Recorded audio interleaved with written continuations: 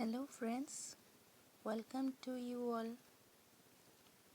आज हम हिंदी पाठ्यपुस्तक के पाठ नंबर 5 रंग जाति एक ऋतु ये कविता पाठ करेंगे। रंग जाति एक ऋतु। इस कविता में प्रगतिवादी कवियों ने कविता में भाव को प्रमुखता दी है। इस कविता द्वारा कवि बताना चाहता है कि परिश्रम और साधना का फल अवश्य मिलता है। पौधों ने कष्ट सहकर साधना की तो उन पर खिले सुंदर फूलों ने क्यारी की शोभा बढ़ाई और अपनी सुगंध से सबको मुग्ध किया। इस कविता में कवि ये कहना चाहते हैं कि परिश्रम और साधना से ही उसका जो परिश्रम और साधना का जो फल मिलता है वो फल अवश्य मिलता है। अगर तुम परिश्रम करोगे, किसी भी चीज़ को पाने के लिए परिश्रम करोगे, साधना करोगे तो तुमको उसका फल अवश्य मिलेगा। तो यहाँ पर पौधों ने भी कष्ट सहकर साधना की तो उन पर सुंदर सुंदर फूल खिले हैं और क्यारी की शोभा बढ़ाई। तो उन पर जब सुंदर सुंदर फूल खिलते हैं तो दिखने में वो बहुत अच्छे लगते हैं, सबको अच्छे लगते हैं और उनकी जो सुगंध होती है इसको वो सुगंध सबका मन मोह लेती है। यहाँ पर कवि यही कहना चाहते हैं। तो आइए देखते हैं इस कविता में क्या लिखा हुआ है।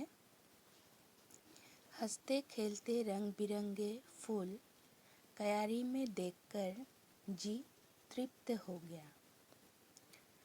नथुनों से प्राण तक खींच गई गंध की लकीर सी, आँखों में हो गई रंगों की बरसात। अनायास कह उठा वाह धन्य है वसंत ऋतु, लौटने को पेड़ जो बढ़ाए तो क्यारी के कोने में धूप का एक नन्हा फूल अचानक बोल पड़ा, सुनो एक छोटा सा सत्य तुम्हें सौंपता हूँ। धन्य है वसंत ऋतु ठीक है, पर उसकी धन्यता उसकी कमाई नहीं, वो हमने रची है, हमने।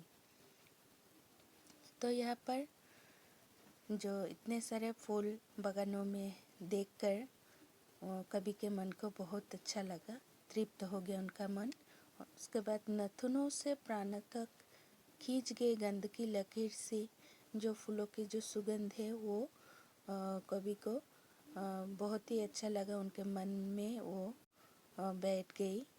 आँखों में हो गई रंगों की बरसात, अनायास कह उठा वाह धन्य है वसंत ऋतु। तो कवि ने यहाँ पर वसंत ऋतु को धन्य माना है। तो ये सुनकर कोने में से एक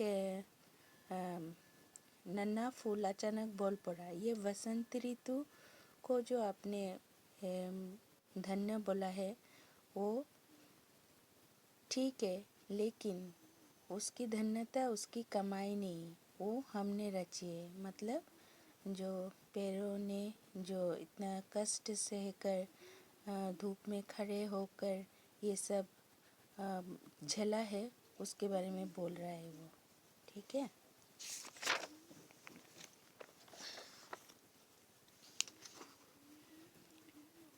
यानी मैंने मुझ जैसे मेरे अनगिनत साथियों ने, जिन्होंने इस क्यारी में अपने अपने ठाव पर धूप और बरसात, जाड़ा और पाला झेल सूरज को तपा है पूरी आयु एक पाँव पर, तुमने ऋतु को बखाना, पर क्या कभी पल भर भी तुम उस लोक को भी देख सके जिसके बल मैंने और इसने और उसने यानी मेरे एक एक साथी ने मिट्टी का अंधेरा फोड़ सूरज से आंखें मिलाई है।